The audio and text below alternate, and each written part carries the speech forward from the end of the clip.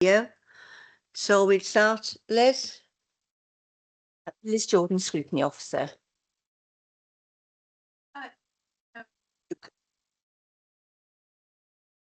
Cheryl Philpott, Scrutiny Member.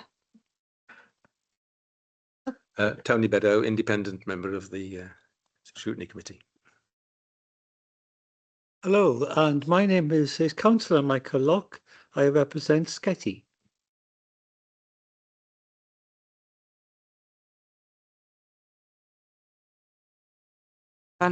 Sorry, everybody. I'm Kelly Gillens. I'm the Director of Transformation for West Glamorgan.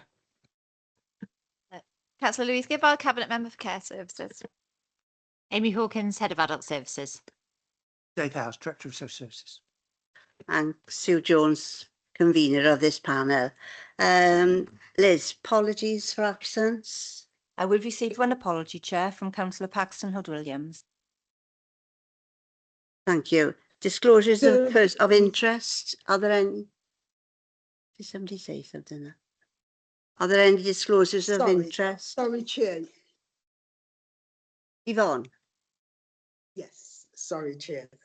I just wanted to give my apologies because my internet isn't very good, so I'll be offline. Well, I'll have my camera off a lot of the time. Okie dokie. Okay. Thank you, Yvonne. Chair, it's Jeff Jones here.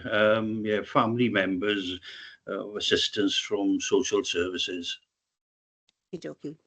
You can fill out the form, Councillor Jones. Thank you.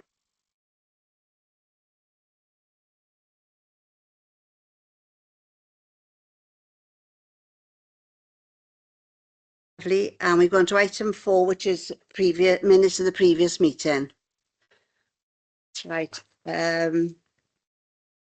Page 1. Page 2. And page 3. Any comments? Sarah? No comments, I'll move. Lovely, thank you. I have a seconder for that as well. Thank you, Mike. Oh, what a big one. We go on to the letters. Have you had a chance to read them? Any comments? And I just say thank you for your reply, Louise. Really, thank you for that. Right, we go on to item 6, public question time. We haven't received any questions, Chair. Great. Right, we go on to item 7, Kelly. An update of West Glamorgan Transformation Programme. Over to you. Does Louise or do you want to say anything first? Sorry. I'm happy to. Lovely, thank you. Thank you, Kelly. Yeah, thanks everybody for inviting me today to the scrutiny panel. I'm just going to provide you with an update of the work from West Glamorgan Transformation Programme over the last year since I last presented to you guys. So just as a bit of a background to the partnership board. So the Western Bay Regional Partnership Forum was established back in 2014 and we reformed it in 2016 to meet the responsibilities of the Social Services and Wellbeing Act. As you all know, in 2019, Bridgend County Council's regional partnership arrangements moved to the Cwmtaf region as a result of the health board boundary change. We had new partnership arrangements established then in 2019. We've developed a 5-year area plan in response to the population needs assessment, which was the population needs assessment was compiled in 2022 with the area plan and the action plan that corresponds with that to run from 2023 to 2027. And it was approved by the Regional Partnership Board on the 25th of January in 23. So currently our governance arrangements, as I presented last year, have remained the same. I have shared that in your papers today. We have 9 programmes of work, key programmes of work under the population programmes, communities and older persons, carers partnership, a dementia programme, wellbeing and learning disability programme, emotional wellbeing and mental health programme, a new programme of work which is currently being established, which is called the Regional Commissioning Programme. We also have 2 more programmes of work under the Children and Young People and Neurodiverse, which was new to us last year.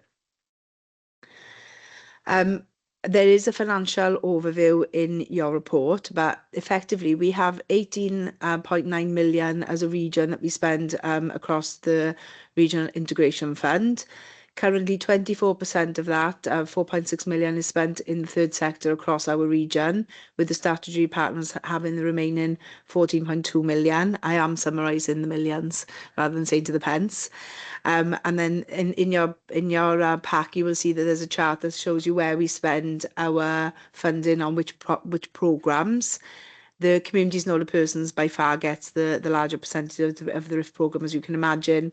That comes from historical evidence where we've done the intermediate care services on a regional basis, etc. And we still fund a lot into that area. But you'll see our children's programme is increasing in its financial status. We're doing more in the children's area than we have done before, and so on, and learning disabilities, mental health. We're trying to bring them all up to a similar sort of standard. I'm going to focus on one area of the programme, if you permit me. And the reason for that is that obviously 9 areas is quite a lot to cover in one session. So I thought if I focus on one, and I do have a video if you'd like me to share it in a minute, if you'd like to see some of our work, if time's permitting. But I'm particularly going to look at the learning disabilities and the transport programme, which is actually chaired by Amy on a regional basis. So it's kind of helpful having Amy here as well, because she's the chair and the lead of that programme. So one area of our work after we've done the learning disability strategy with people learning with learning disabilities was that they were telling us there were issues with transport across the region. They were finding it very difficult to navigate. And so as a result, we had a workshop with all the travel companies from our area. They all came and met us. And we were talking about things that are going to enable people with learning disabilities and other cohorts of our population to make the transport more accessible. So we want to work with partners to make things more disability aware. We want easy read timetables, those sort of things. We're working with the providers, and we've actually now developed a charter, which everybody's signing up to currently. We also wanted to work with partners to facilitate low-cost community transport provision. So we co-produced a transport workshop that was on the 9th of July 2024 last year, raising awareness with the transport providers, all the transport barriers that the people had told us that they'd had, and it was obviously really well attended by people with learning disabilities and some with neurological conditions as well. It gave the transport providers a chance to talk to us about their schemes and how they could help us make that better for people. And we wanted to share our ideas. Things have moved on a bit now. One of the decisions of the Regional Partnership Board was for us to write a letter to Cabinet Secretary Ken Skates in order to let him know of the work we've done with our people with learning disabilities. And he's obviously replied to us already, and he definitely wants to meet us as a board to see the work we've done. So that's going to influence the, I want to say, the national travel programme that's going on at the moment, but there's lots of work going on. So we're in the middle of convening that conversation with him as well. I have a small video of the workshop. Are you happy for me to share that, Chair? Yeah? Okay. I'm just going to... I'll join the Teams meeting if that's okay. Yeah, and then I'll share it. Brilliant. I put myself on mute, actually. That's what I've got to do. And I mute and my camera's off the back. Right. I'll be just 2 seconds.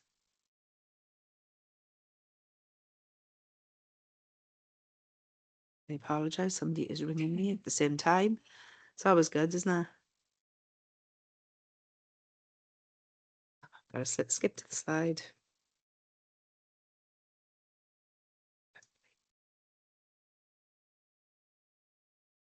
It's working.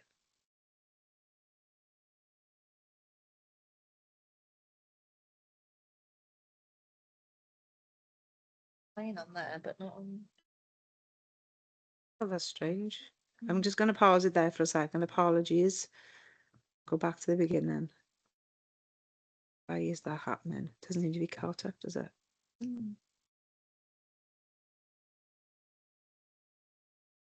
Small.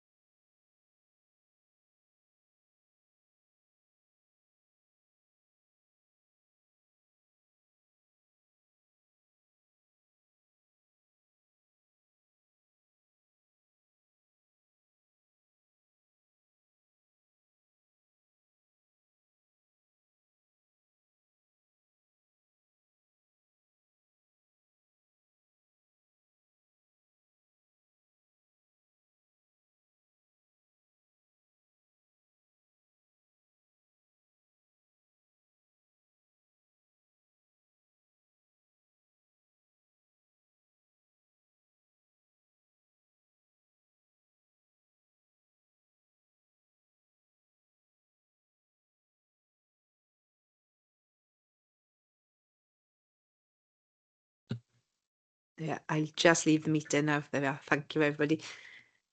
So that's just one example of the work that's going on, obviously, in the Regional Partnership Board at the moment. In your papers, we have given more of those sorts of videos of the work that we've done with other cohorts of the population as well. You're likely to see one about Bonamine House, which is one of your residential reablement provisions, which is obviously really, really successful.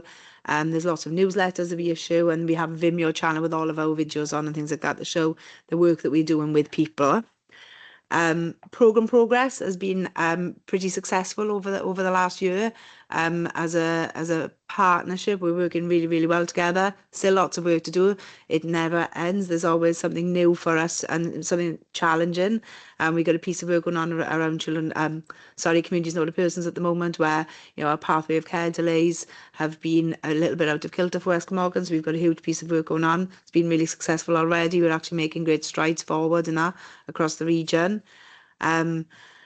And also attached to your pack then, unfortunately, they are a year out of date because it was our end of year report from last year. It's been a while since I've been to see you, but you'll see all the infographics of all of the work that we did between 23 and 24, and it shows the scale of the programme, and it shows you how many people that we're working with across the region and how many activities we're providing, how that's helping loneliness and isolation, etc., etc.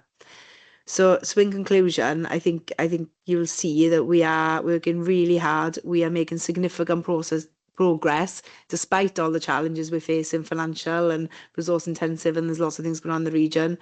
And we continue our collaboration and engagement efforts and to make the partnership to continue to be as successful as it is. Thank you, Kelly. I worked with people with learning disabilities in my job, so I was really interested in that. So they did so well to be on the video, so thank you for that. I'll open it up now for questions, if that's all right. Okay, everybody, are there any questions for Kelly? Tony? Yes, thank you, Chair. Are there likely to be what you might term shared hobbies and interests that sufficient number, maybe small numbers, but sufficient numbers might come from this form of group, and the extra learning opportunities emerge that probably wouldn't have emerged unless this kind of approach had come into being? Yeah, I can definitely answer that. I can give a direct example. So Georgia, that you saw on camera earlier, is now part of the Learning Disabilities Board. She's met somebody else who's also now part of the Learning Disabilities Board, and they've actually made really good friends, and they're actually going to clubs together, gig buddies and all things like that. So there are some really small niche programs that are working really, really well and enabling social connections between people. So absolutely, we've got husbands and wives who come along to some of our meetings. I'm just thinking of Neil on camera and his wife Anne, and then we've got Phil and his wife who sit in different programs, but actually because we collaborate across and we bring them all together, they've actually made a friendship group as well. That's without other groups as well. Obviously, we help facilitate across the region, and obviously there's a large number of programs of work or projects that are actually down in the communities working with individuals, and they have a huge amount of stories they could tell you about how they are supporting people with hobbies. We've got one that we found for learning disabilities called Crafty Potters. It's actually based in the Melon in Neath, and it's an arts and craft club where carers go with their loved ones who've got learning disabilities, and they've made a big friendship group as well, so it's very, very small and very unique, I guess, to that area. But it is, you can see the difference in people as well. And Georgia, and I can't remember the other lady's name now off the top of my head, but they've made really great friends. And now we got a volunteer coordinator who's really pleased that she's made the introduction between them as well, because they've now got somebody to go with each other. It's brilliant. Yes. Are there any other questions for Kelly? There was such a lot of information in your pack as well. Jeff. Councillor Jeff Jones. Yeah, thanks. Thanks for the report. Yeah, it is quite involved. I definitely. It takes a lot of reading. How big is this transformation team, if I can call it that? Actually, you seem to be doing a heck of a lot of things with regards to pulling things together, getting information, driving things. I think it actually says in the one part about, hang on, so the governance arrangement. You're actually watching, what do you call it as well, with regards to minimum investment levels. We've got 20% of allocation must be spent in the third sector, and the minimum 5%.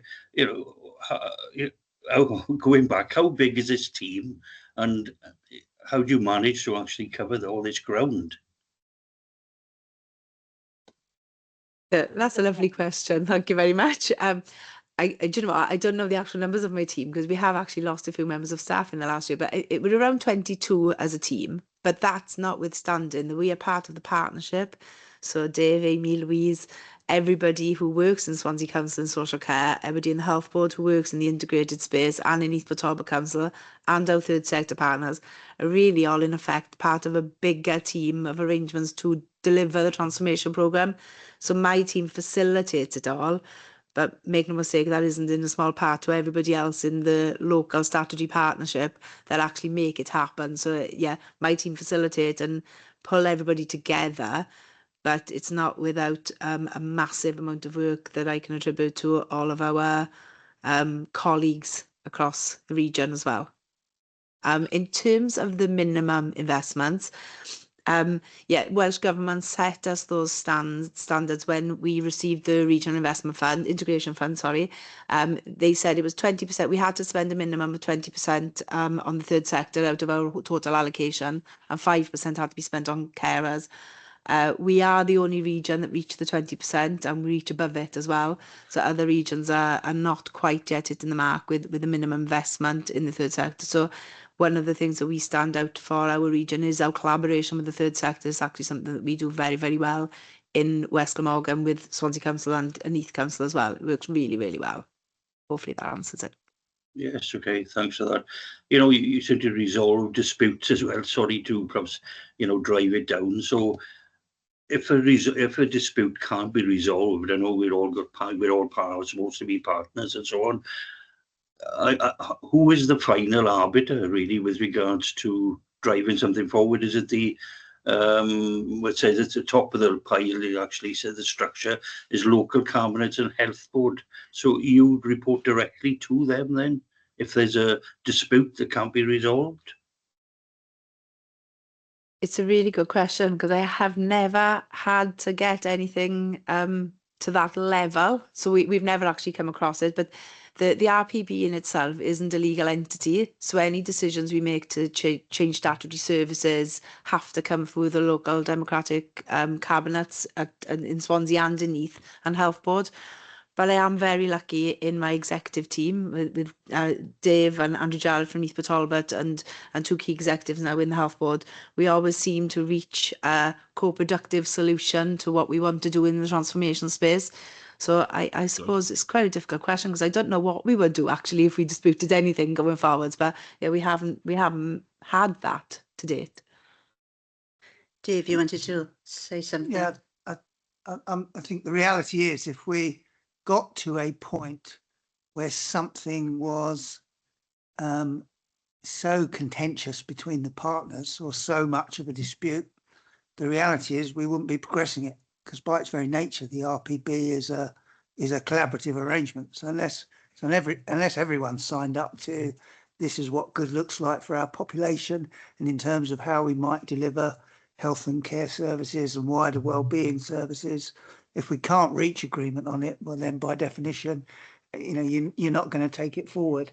That does underplay though. You just think about the difficulty we perhaps have as a single organisation. How do we have a single unifying mind about what we should progress, what good looks like, etc.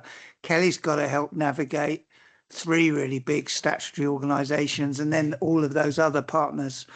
So whilst in theory you can never get to a point where something is so disputed that we're still, we're going to have to find an escalation route.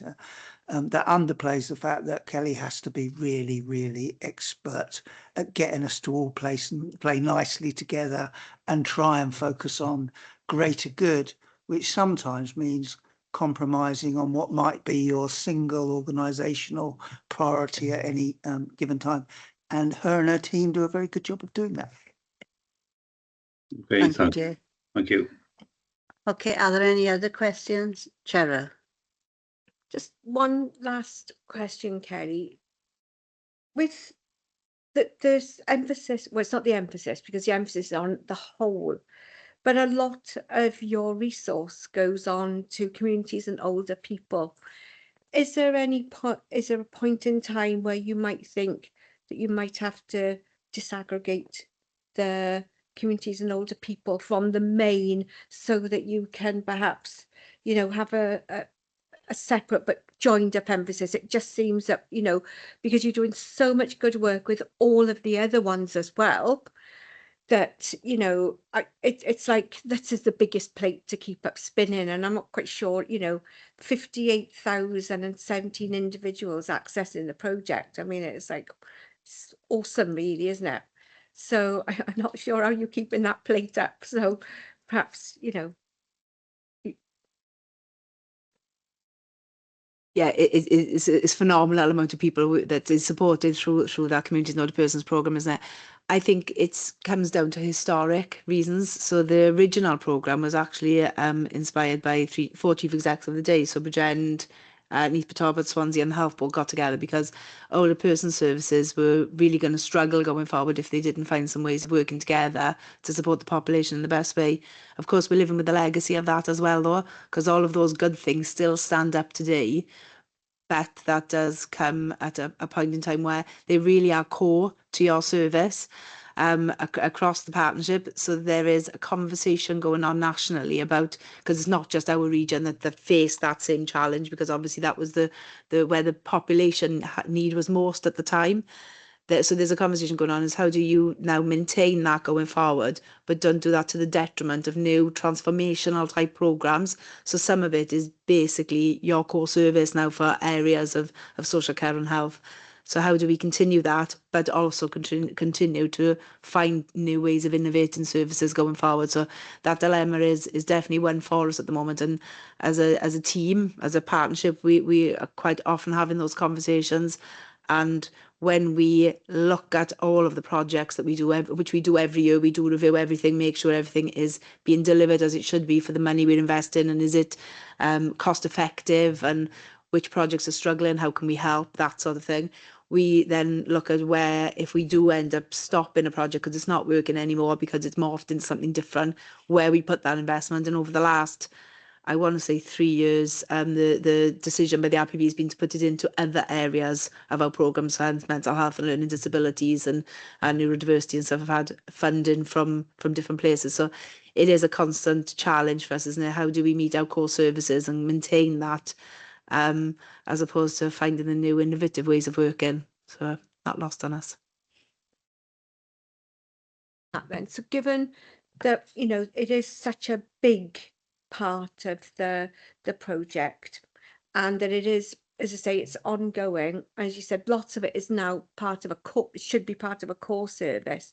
At what point will perhaps a difficult decision have to be made where it translates into core service?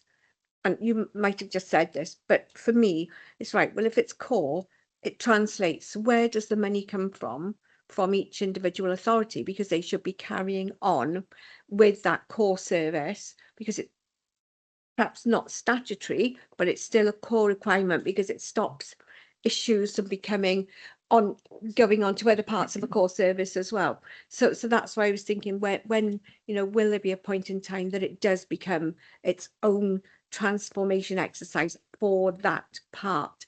And you might have 7 others, you might replace it with other, because this becomes integrated in. Because I'm sure that lots of the projects are meant, to be integrated into, which is why it's called an integrated sort of, yeah. So yeah, and I'm sorry, I didn't mean that to sound difficult. It's just, it seems that it needs to be a question to ask, and maybe it's a piece of work that needs to be done at some point, for this group to sort of say, right, well, how would it work? And perhaps everybody can say, well, this is how we could do it.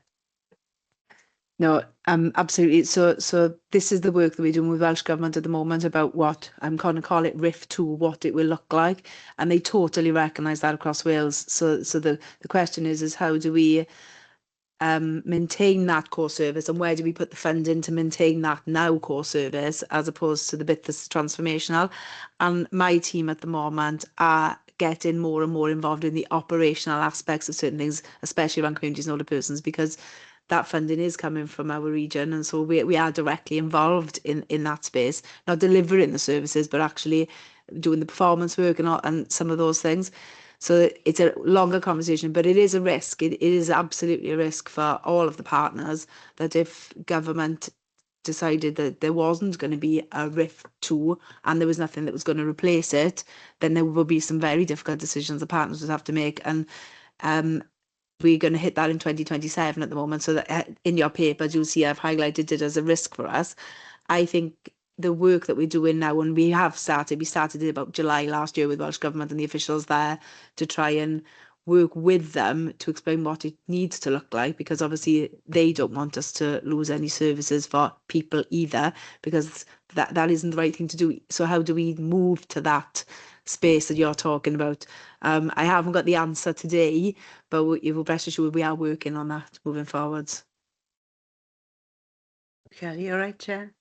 Yeah. Yeah, because, you know, if this isn't happening, then hospital admissions can be increased as well. So we're back into that cycle that we're actually trying to get out of.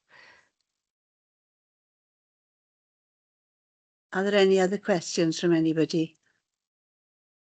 No, no. Well, that was really quite inspirational, I've got to say.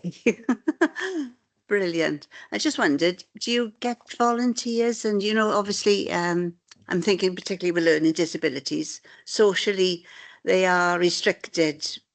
And do you get volunteers and to ensure that it happens and then maybe feed them so that they're doing it themselves?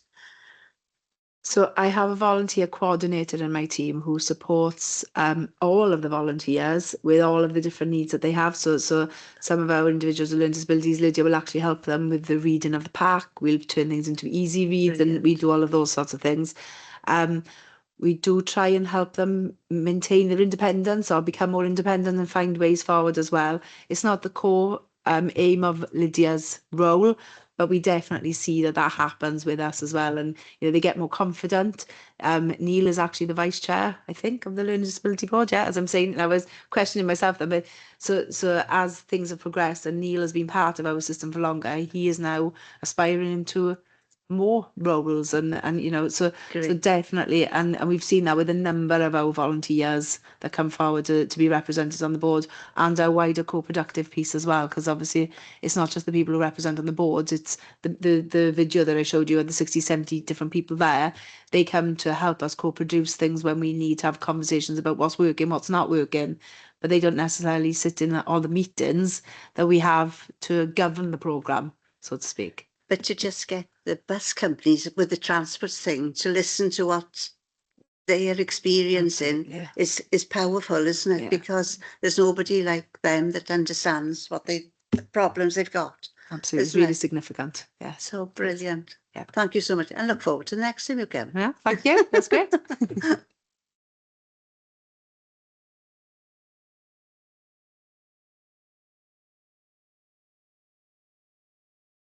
Item 8 now, performance monitoring. Who's going to present this now? Amy, is it you, is it? Yeah, I am. Thank you. Sorry, Lovely, I was just thank double you. checking. I prepared to do it, but I suddenly thought, am I just jumping in? Just to mention actually at the beginning, this is I'm giving you the report here for the end of March. So we've also done a summary in it, just some brief headlines around some of the end of year stats. So some of it's just the March information. And this period of time covers, it's in the name of both Helen St John and myself, because both of us were in post then. But I think just to update the committee, if you weren't already aware, Helen St John retired at the end of March. So our head of integrated services did retire then. So this still covers the period.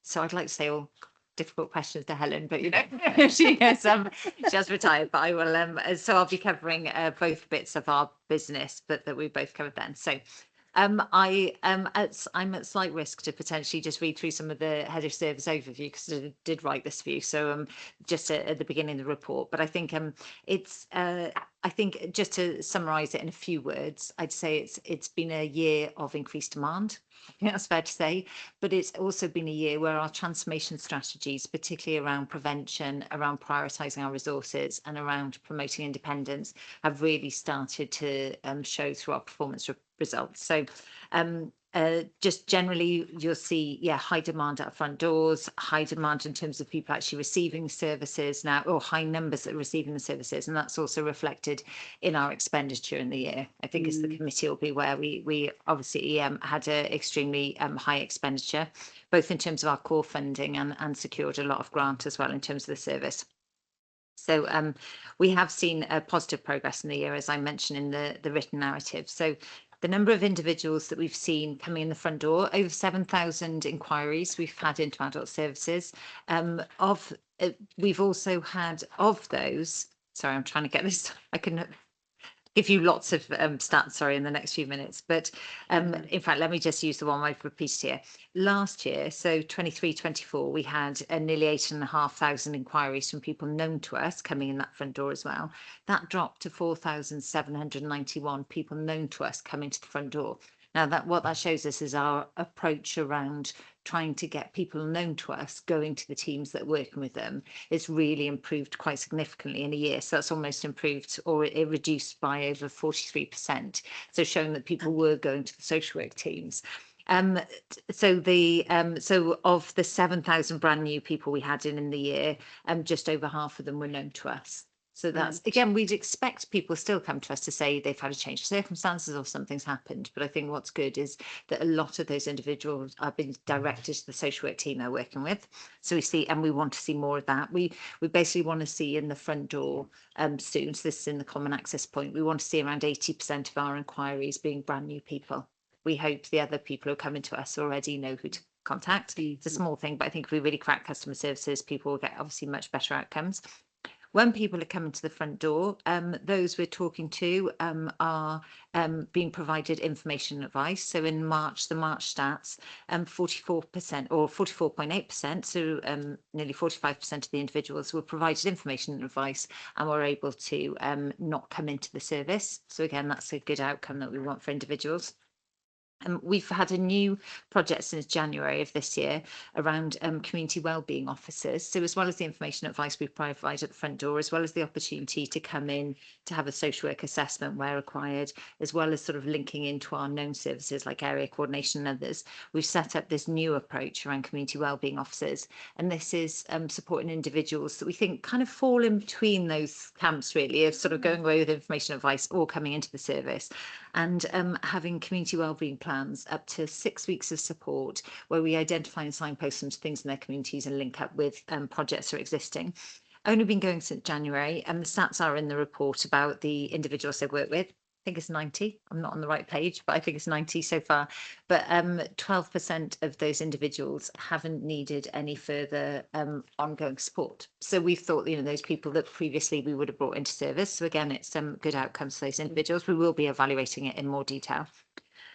Those who coming into the service as well for an assessment, the number waiting for an assessment dropped by 50% in a year. It's still quite high. There were still 210 people waiting for an assessment at the end of March, but it was 421 this time last year. So we've really made great improvements there, albeit we want that to be around the 100 mark, really, if not less than that, to be more comfortable.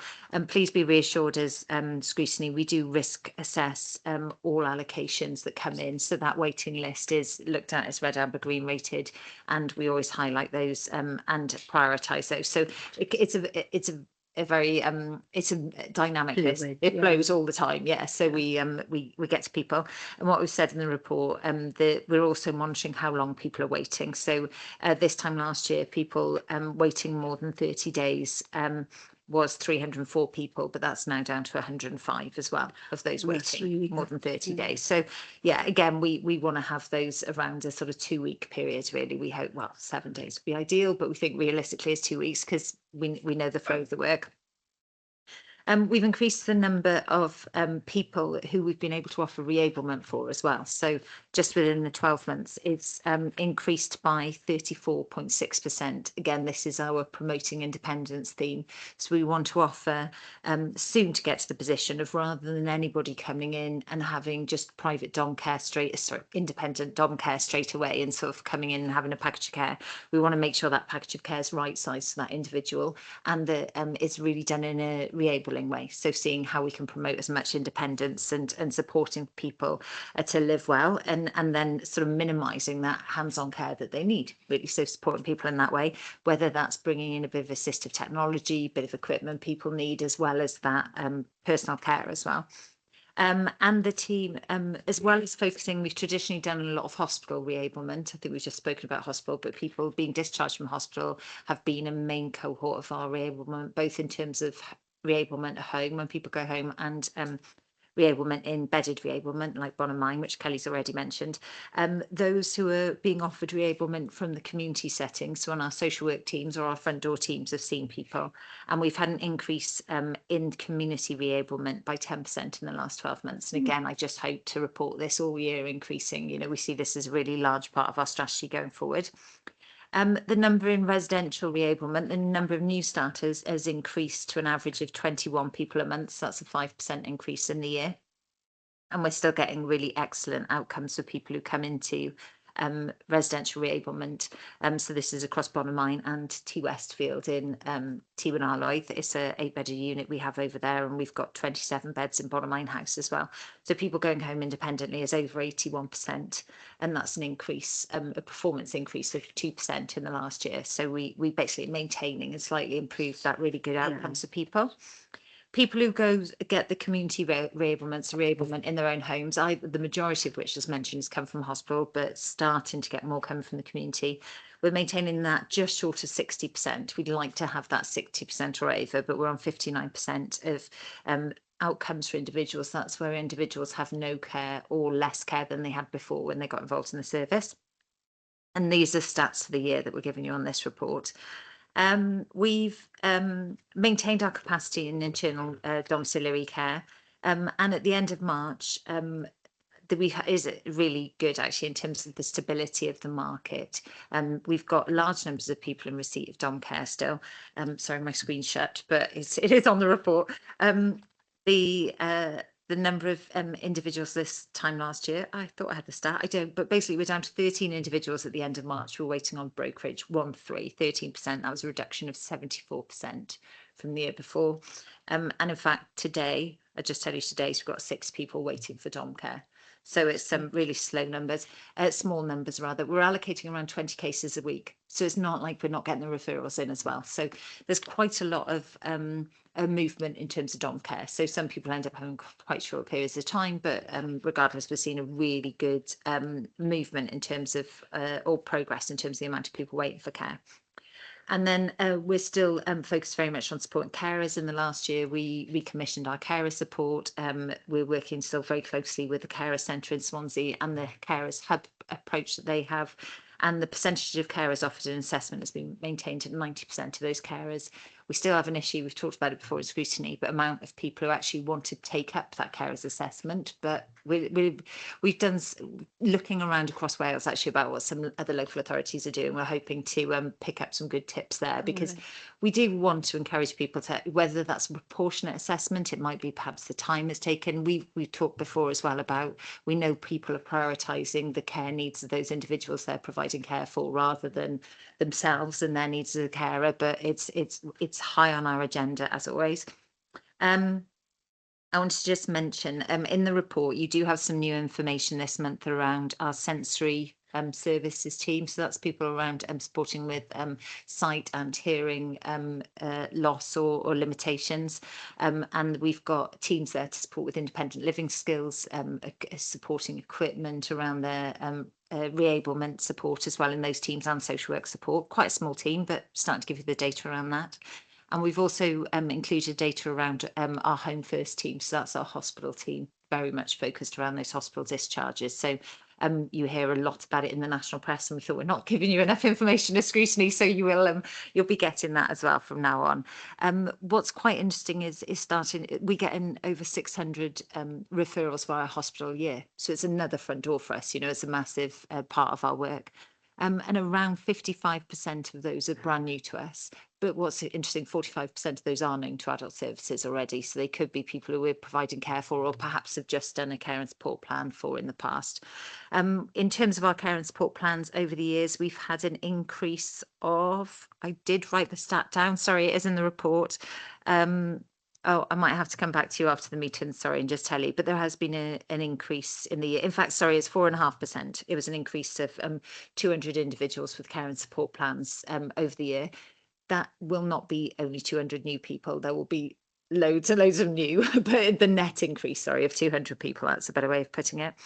We're funding more residential and nursing beds than we were this time last year, and that just aligns with the additional funding, as I've mentioned. So we're now funding over 1,113 people in residential care beds or nursing beds, permanent residential care beds or nursing beds. That's an increase of 5% on the year. Aligned to that, we have quite high DOLS figures, deprivation of liberty, safeguard figures. So in fact, you'll get a performance report later on in the year. We always do a standalone DOLS report, and we are still the highest in Wales in terms of our DOLS figures. We have got a bit of a backlog at the end of March, just again to do with demand is so high. And then I'll just finish on safeguarding, just to say the safeguarding consultations remain really high. Our strategy and our approach of having our standalone safeguarding team is showing that lots of people are coming to us for advice and information, and we're being able to provide that, which is reducing the amount of adult risk reforms we get in. Thank you. Thank you, Amy. How do you remember all these things? Right, are there any questions for Amy? Cheryl? That was a major canter, Amy, wasn't it? Yeah. You mentioned with the domiciliary care that there are only just a few people now that are waiting to assess. So how has that happened? Is it that there's a bigger resource, more people to do the dom care, and is it in-house? Yeah, good question. It's a mixture of everything. The majority of people in receipt of dom care are being provided that by the private sector, or the independent sector, so not in-house in terms of that longer term dom care. In-house are home care workers. We're prioritising on doing reablement support because we're seeing that more people going through reablement and they're getting better outcomes, or that package of care when it does go to the independent sector is being right sized and it is appropriate and right for that individual. I think we're also seeing it because we're the less waiting list we have social work assessments, the more people have flown through the system better. We've recommissioned a number of our providers, and we've got block contracts in some areas which were traditionally harder to get dom care in, and that's really helped in terms of the strategy. So yeah, it's just a lot of all aspects of it of working together really. I think to the extent that I would say I think some of our providers are a bit concerned about how low those numbers are of the work that's flowing through to them, but we're getting through the work quicker. That said, we are still bridging quite a few people who are in our internal dom care service who finished their reablement, who are waiting to go to the private sector, and just in terms of getting the timeliness of all their assessments done so they can move into the private sector. So we've got a few areas of improvement still. It's not probably shouldn't tell you that, but you know, there still is areas of improvement to make it better, but it's things are positive in that sector. Okay, Cheryl. Yeah, thank you. Councillor Mark Tribe, you've got a question? Yeah, thank you, Chair. Amy, what's the long-term vision? Are there plans, or do you have plans to have less reliance on outsourcing and increase our in-house capacity? Thank you. No, good question. We've in terms of longer term care that we provide to people for in-house, no. Our strategy, our internal strategy for dom care, particularly domiciliary care, is internally to support people with really complex needs. So perhaps where the external private market or independent market wasn't meeting those needs, able to meet those needs, or just perhaps the ability to do that wasn't there. So usually double-handled staff calls could be to do with the presenting behaviours or needs of those individuals to meet. So our team traditionally have been in that space, and we've still got around 40 clients in that space where we just support them because, and sometimes it's because they've been with us for a very long time as well. So we've got a lot of, so I wouldn't want to suggest, sorry, everybody's double-handed or complex needs, but that is sometimes where our internal services. And what we've done is use our internal home care market support, to do reablement support for individuals. So they're supporting around 70 to 80 clients a month in terms of that. And sorry, I might have really underestimated that. It might be up to 90 clients a month now we're supporting through our reablement. So we're seeing hundreds of people a year through that service, but when they require that long-term care, they're going into the independent sector. So that's our strategy in terms of dom care. In terms of other bits of our service, again, we can bring that forward to a future meeting if you want. I think that comes through our transformation programs in terms of what our strategy is for each bit, whether it's the social work assessments. You know, our wider vision, as I mentioned already, is around prevention, promoting independence and prioritising our resources. So we need to more people coming through prevention, early help. That's definitely our strategy, rather than having that long-term managed care. Thanks, Jamie. Thank you. Any more questions? Tony? Thank you, Chair. Is there any evidence that would suggest that the rate of feed from a particular community group, and by feed I mean presenting people whose needs will emerge at some point, is there any evidence that suggests that the learning needs are conditioned by different sorts of factors, and sometimes they apply well in areas like ours, and sometimes they don't? What would you think is the driving force behind the differential group of individuals whose experiences, for one reason or another, have taken them in different directions? I think I understood you because I know it's a really good point. Actually, we are very interested in this area, but we don't have the data. We haven't done analysis of why certain geographical areas, demographics of society, age profiles, different lifestyles, you know, have come to us at different times for different needs. I think that the population needs analysis work that we do with the West Clam team gives us some of this data and information, sort of baseline information. It is an area through our transformation work that we do want to do some more analysis in terms of our work to only help us project what's coming forward. I suppose, you know, what's coming down the line really, and just making sure our services are meeting those needs. But no, I'm afraid we don't really have loads of data and information that we sort of analyse in that way, if that helps. Are there any other questions? Oh, right. Thank you, Dave. I shouldn't ask a question, but I will.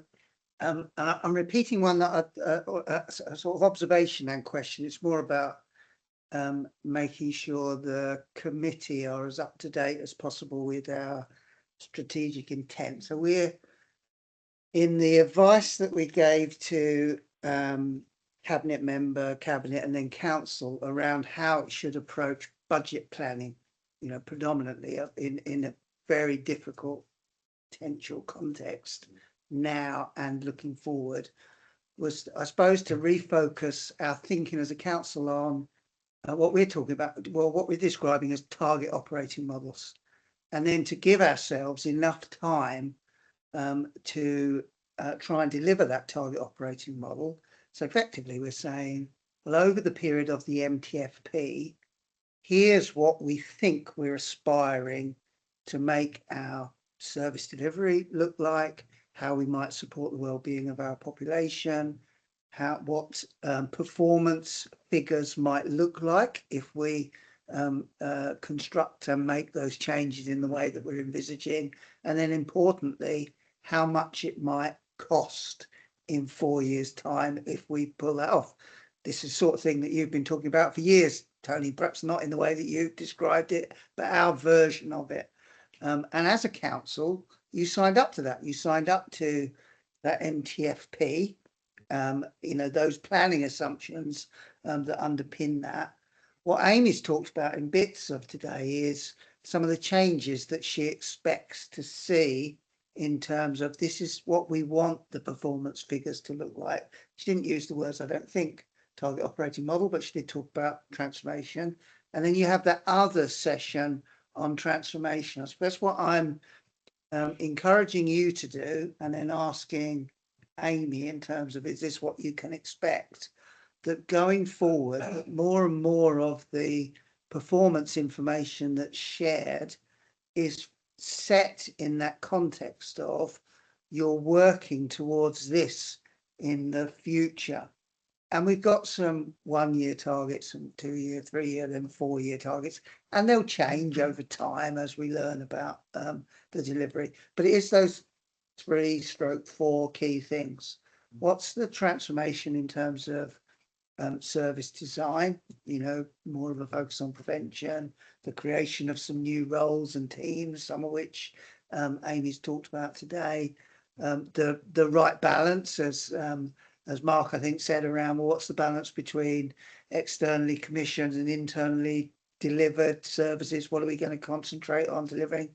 The really complicated bit that Kelly referred to of how does this link to transformation in health services, what we might deliver on an integrated basis, but then also the way that health services that aren't necessarily integrated need to be delivered in order to support that transformation. So all a very complicated picture. But I do want us to get into, I want the committee to be as informed as possible, to give you the opportunity to challenge and to support. Are we making progress or not? Are we having to change direction? What implications might it have for how well or not we support our population going forward? What does it look like in terms of we're going to have enough money in the system to be able to be as good as we want to be, etc. Having had that big preamble, my question was, beyond anything that you've already described, Amy, are there any of the numbers and the performance indicators that either are really good, that they look, you know, well on the way to delivering our future target operating model, or importantly for the committee, are there ones that look miles away from where we're trying to get, which might be an alarm bell for us? But I'm putting you a bit on the spot. You know, but I asked the same question of Julie yesterday in terms of children's services. So, but you covered some of that when you presented, but I just push that back a bit more. No, I might be at risk of repeating myself slightly, but what I'd say is definitely what's in the right direction is around our prevention and well-being and our early help. So we are seeing more people helped to the front door. We are seeing those then who are coming into services being helped for, less of them converting into managed care packages, and we're finding alternatives there. So that's helping us in the right direction. I think we want to do more of that. The fact that we've managed to increase our reablement offer by 34.6% in the year in terms of that home care reablement is really a good direction of travel, and we've increased those who are coming into it from the community, because I think, you know, we've referenced earlier in the meeting about preventing people going into hospital. You know, the more we can do that in a community space is obviously a better outcome all round. So that's certainly positive. What generally is potential to push us off the track slightly is just the overall demand as well. The overall demand is still very high, you know, so we want it so the more people we can help in these alternative ways of helping them, rather than the traditional way of coming into, you know, having a social worker signed, having an assessment, having a care and support plan, you know, and then increasing your packages of care, you know, looking at different offers there. So I think we've got to keep looking at that. Yeah, and that's really great, and you had covered some of that stuff. I do want the committee to be as well informed as possible. So at the moment, so we took what we'd heard about this year, reflections on this year. The council has responded really well in difficult, you know, Amy's work, the leadership of her team, all of those thousands of staff that we use, responded really well to tackling a really significant uptick in demand. You ended up as a council having to spend loads more money, but to your credit, you found the money to be able to do that. But actually your strategy is to find ways of getting ahead of that demand and preempting those big spikes. So actually what we want to be, so whilst we've done really well, and you've done really well, and we should all, and we've done well for our population, and that's good. Don't want to downplay that. Actually, we don't want years like that. We want years going forward where we've got the sort of insight that you alluded to, Tony, that we've planned for that and that we've proactively responded. You're never going to get it perfectly because it's a really complicated work and it's not all within the gift of the council. And, you know, society changes, poverty, you know, decisions made across in America, the impact on the economy, how health services are or aren't, you know, man, all COVID and all of that stuff, all of those things. But our task is to be as proactive as possible, to be as effective as possible in terms of that crystal ball gazing, to be explicit about it, and then to be honest about, well, it didn't turn out like this, but we understand why, and this is how we've responded. And I think that's a shift. We've made part of the shift to be able to do it. We've seen some evidence of it. Our challenge over the next couple of years is we're setting ourselves to be even better, brilliant at doing that kind of stuff. And if we, you know, even if we're a little bit better at doing that, that's brilliant. If we can get really good at doing that over the next couple of years, I think we're really cooking on gas as a council then. So that's the challenge. But I want, you know, your sessions when you're having the sessions on transformation, etc. I want that to be in your minds around, okay, well, what, you know, how will performance look differently if you do pull that off? Then are we sure about the money? You know, all of that kind of stuff, so that you're best equipped to be really important critical friends, really. I'll jump back down off my soapbox now. Yeah, just to add to that, you know, it's absolutely the right thing to do in terms of, I don't know, morally and ethically, but also, you know, it's the necessary thing to do. We can't carry on as we are, and I think, you know, I think we've got this model now that we're moving towards, and I think things are definitely going in the right direction, as Amy's alluded to. So yeah, it'd be great to bring some more on that forward too. Oh, I've got Chris Holly first, and then come through. Chris, you want to I got a question? It's a bit like what has just been said. Actually, I think the first thing to realise is that it's a demand-led service. It's not a service where you can plan as well as you can plan in other departments, and we have to accept that first of all, because we don't know if somebody's going to be ill. If we have a crystal ball as much as that we can determine certain aspects of social services, but the actual finite is based on quite a lot of things, as been said already. The one thing I think that we have continually said that we wanted to improve was domiciliary care, and how we can then actually help people stay in their own environment. And the one thing I ask about this is, and if we are going to move in that direction, we need to sort out, you know, do we have the right information about adaptations to people staying in their own homes? Do we have the right method by which we can say to the National Health Service, right, you have people in those hospitals, yeah, we can take them out, but you can't. We've got to be able to have those adaptations timely, and I think these are those two very simple things. I know the whole project isn't simple, and as has been pointed out, that it is a difficult thing to work out, but it's those issues. I think if we could get a quicker turnover of adaptations, if we can get a quicker assessment around various aspects of that, I think we could see a marked improvement. Every quarter, I have the performance data on my scrutiny board from Richard Roller's department, and there is a consistency there, but that consistency isn't so much we constantly improving. it's a consistency to say that we are achieving that level constantly throughout the year. So the question I would ask is, going forward, what sort of stretch targets are we going to be putting in to see whether or not we are improving in that respect? Thank you, Chair. Do you want to answer that, Amy?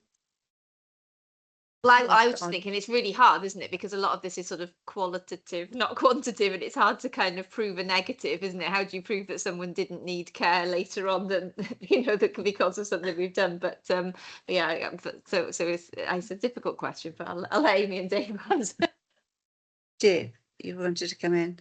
Yeah, I think that's a really good illustration, Chris, of if we're going to deliver what we've just talked about, and so that's our aspiration. We're doing work on it. We've signed up to some budget planning assumptions framed in that way. They had some underpinning performance. That includes might not have picked, I might not be able to pluck a figure out of my head and around the specific query that you made, but I absolutely agree with the logic of your hypothesis and question. It is a combination of those things. For some things, we'll be saying, well, our target for that area, because it makes sense in terms of the model, is to do more of that stuff, because more of that stuff is associated with good outcomes for our population. It fits with our prevention, our promoting independence agenda, all of those kind of stuff. And for some areas, we've got to be explicit around, no, our intention is to do less. Now, councils and public services generally, and the public and, political leaders often struggle with the bit that says, and for some areas, our intention is to do less. No, we need to strive to that, Dave. You're right. Yeah. So that's part of the challenge, describing that. And I don't think we've got it all set out absolutely explicitly. We've got it quite high level at the moment. So we've got some high level financial planning assumptions, clearly, because we built the budget on that basis. We've got some high level performance stuff. We've got some areas where we've drilled down into much more explicit, lower level, some of which Amy's referred. We haven't got the entire suite yet, but that's what I think we need to be building, particularly over the kind of next 6 months to get, if you're going to have a chance of the 4 years.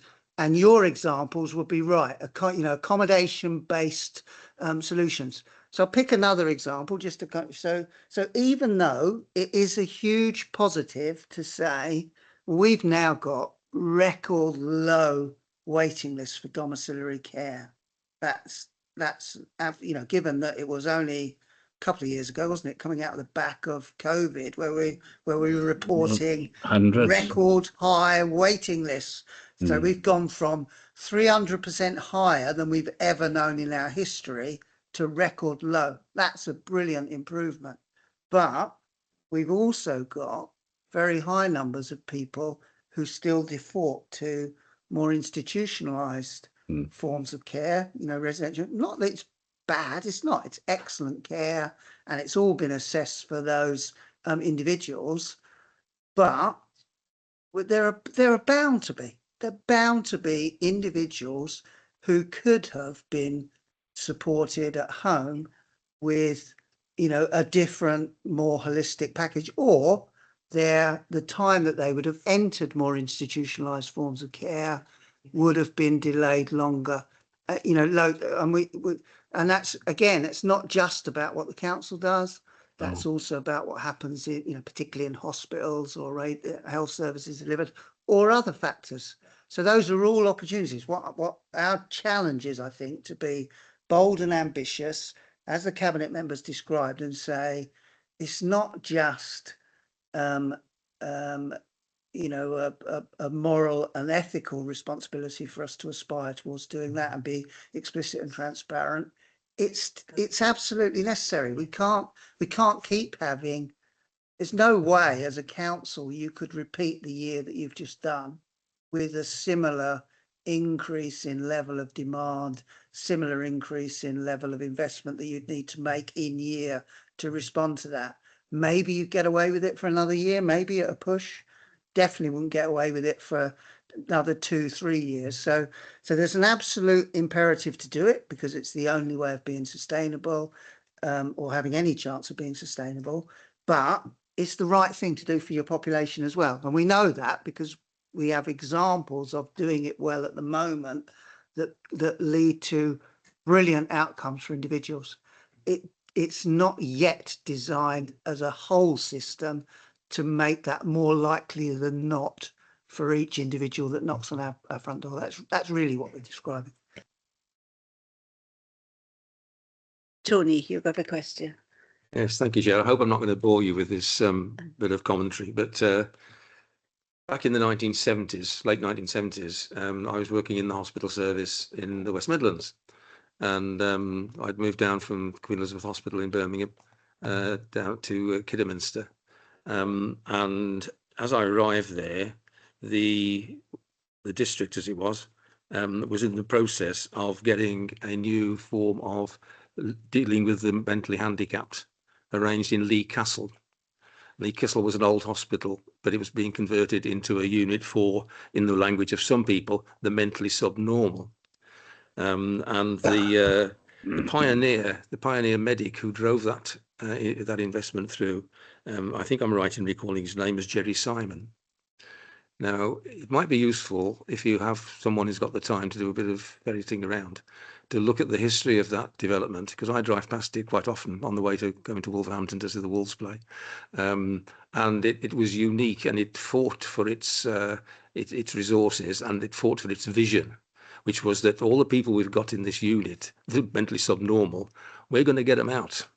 And we're going to get them to properties and to living accommodations and living contexts that they'll find a lot more enjoyable than what they've had over the last 10 years.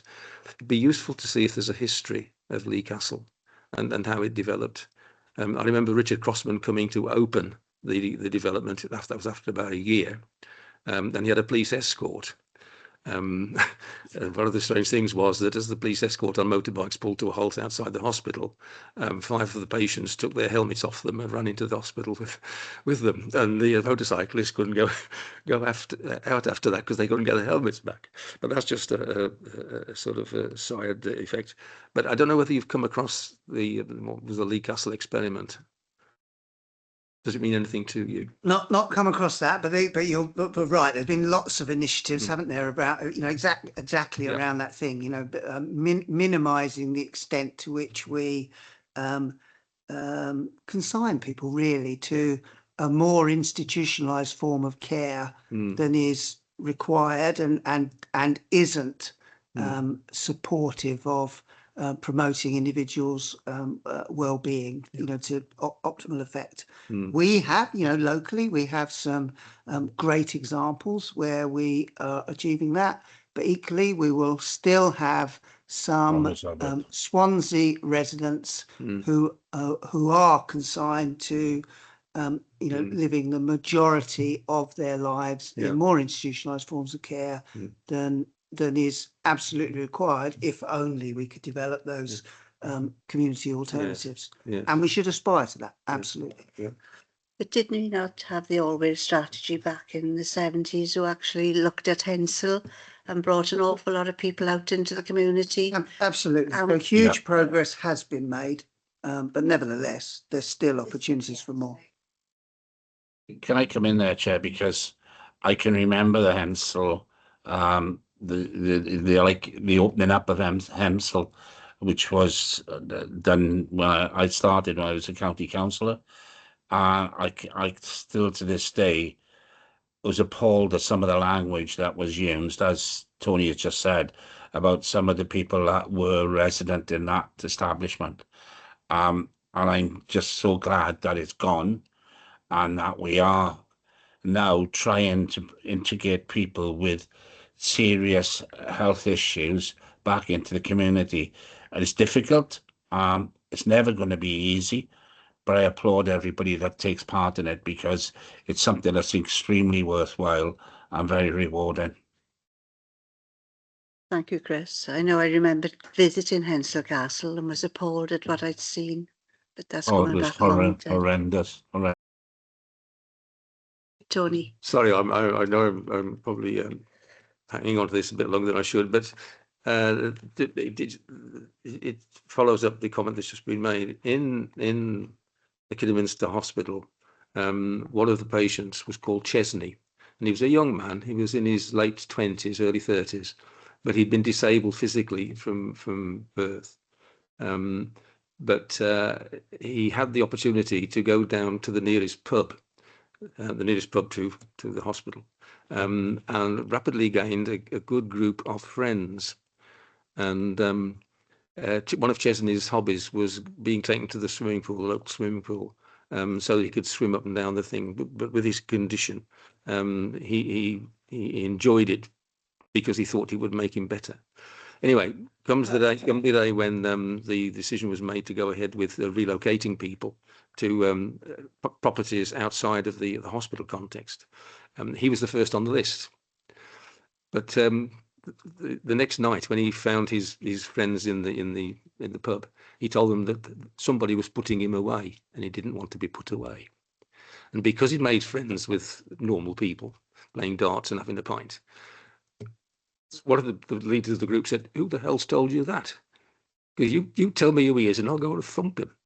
And what they actually did was they formed a pressure group within a week in Kidderminster and commanded all the resources they could, effectively to say, look, this guy is going to go out and he's going to live with us, close to us, and he's going to live with us, and we're going to look after him.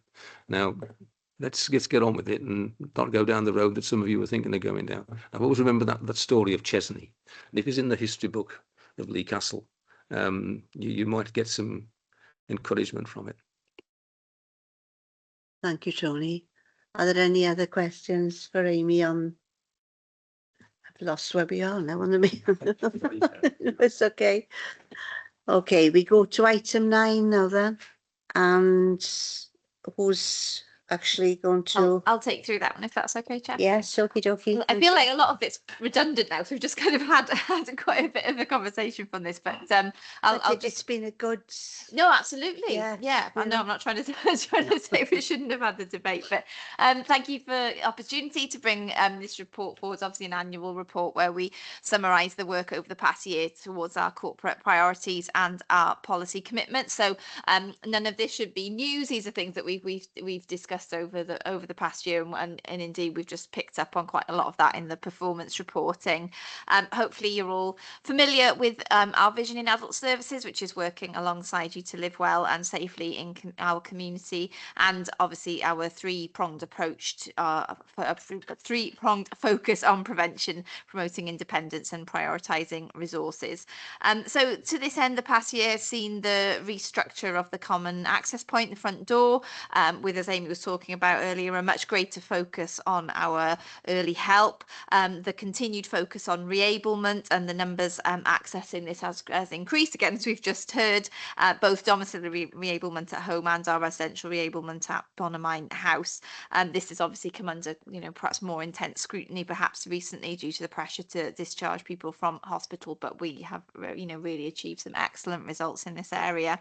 An ongoing key commitment is fairer pay for care workers, of course, and that means ensuring that we recruit, we retrain, and we develop our own workforce, who I'm sure everyone agrees are excellent, and we also ensure that our providers are paying the real living wage through our commissioning processes.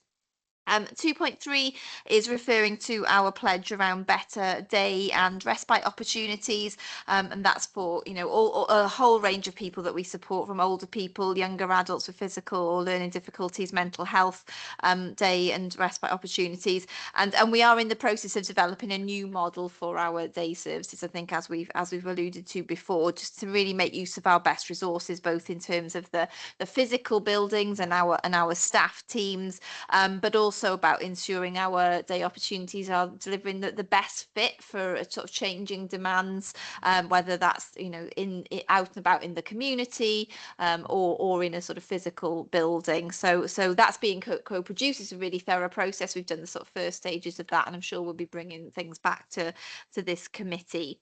The next section is about our commitments around local area coordination. This is not in my portfolio, it's in Councillor Hayley Gwillam's, but I think everyone's aware we sort of have restructured a little bit that to make sure we've got that better coverage across Swansea. As members might be aware, there were a couple of areas, a couple of wards in Swansea which had been without a local area coordinator for a period of time because of, you know, various reasons, and also some anomalies where some wards ended up having several area coordinators because of where the boundaries were drawn. So this new approach now is creating these sub teams which will be able to support each other and hopefully create sort of a better working across, and keep making sure we've still got that network across the whole of the city, and also aligning that now into our wider early help and prevention approach, as we've just been talking about as part of our target operating model.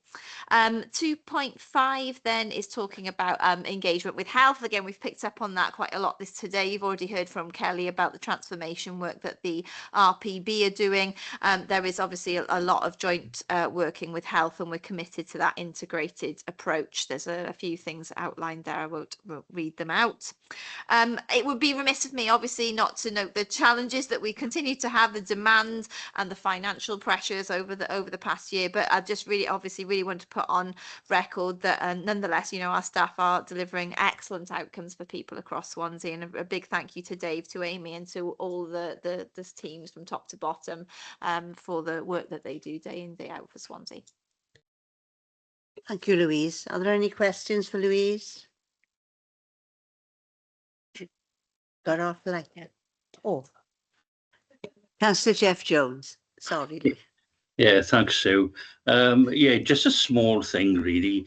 2.1. I've seen this report before. I think it came to council or whatever. You know, it said Swansea Council will commit to investing 750 million for better care. What is that, over a year? Is that over 5 years? Over 10 years? What exactly time period are we actually talking about there? You know, and where's that figure come from? Dave actually mentioned earlier about, you know, money is hard to forecast and so on. So what exactly does that 750 million tell us? When the figure was calculated, so it was a couple of years ago now, it was the assumed level of core funding that the council would have to allocate to social care.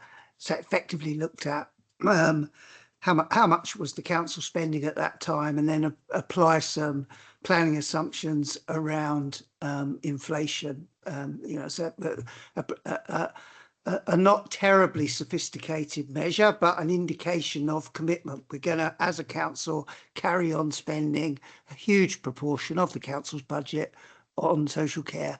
The reality is, for all of the reasons that we've already described, we've already blown that target out of the figure. So it could have gone for a much higher figure as a commitment, but you've, as a council, you have both met this commitment and exceeded it. It's a pity, really. It didn't actually, you know, when it annoys me, you know, figures like that, really, with regards to, you know, over 4 years or over 5 years or whatever. So anyway, thanks for the explanation. Thank you, Jeff. Are there any other questions? No, thank you, Louise. Thank you all for attending. The next item now is for us to review scrutiny over the last year. So thank you all for attending. A really interesting meeting, I've got to say.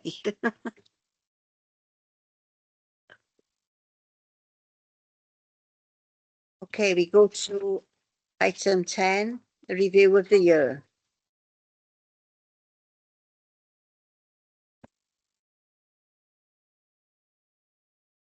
Right, with 30 questions we have to ask. and hopefully we'll get some answers. What do you think has gone well this year?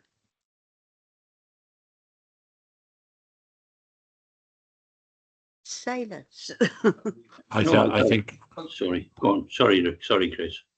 I think the fact that Dave has been off and that someone has taken his place, there's been a continuity of information from adult services, which has given us, you know, a lot of confidence in the ability of the department to work to a high level. So I think it's that continuity of information, I think, has gone well. Thank you, Chris. Is there anybody else got any Yeah, comments to make? I would say that, you know, what Dave actually mentioned there about, you know, they want to be as open, as transparent as possible. I felt they've given us a lot of information really with regards to how things are actually going, how things are evolving, and yeah, I support their journey, you know. Yes, I think the staff have been the management staff have been really very consistently here and always given us what information and answered all the questions, haven't they? Yeah. Anybody else got any queries? Yeah, I think we're comments? making headway, although slowly, and which is remarkable given the current financial conditions and the fact that resourcing is such an issue as well. My only concern is the new strategy for the LAC provision. That's my concern, but I will take that up directly with Councillor Hayley Gwilym. Okie doke. Are there any other questions? I can only speak for my own involvement with the local area or the area coordinators, as they're now called. And I think they actually contribute to the 3 strands that we're looking at: prevention, promotion of independence. And I think they do save money because they prevent people going into certain institutions that maybe they don't really need, with a little bit of support. Okie dokie. Are there any other queries? No. On that? What do you think we could do better? Well, I think you've done a good job chairing it, Sue, you know. I think they warmed you, you know, with regards to perhaps your background a bit, but what we can do better, I don't know. I think one of the things that we may consider in the future, which we've done in the past, is to actually visit some of the institutions that we talk about and and talk to the frontline staff. So I think there is that opportunity, I think, in the future that we do more site visits. Well, I have arranged 2 visits in the next 2 months, and I'm disappointed at the number of people that are going to attend.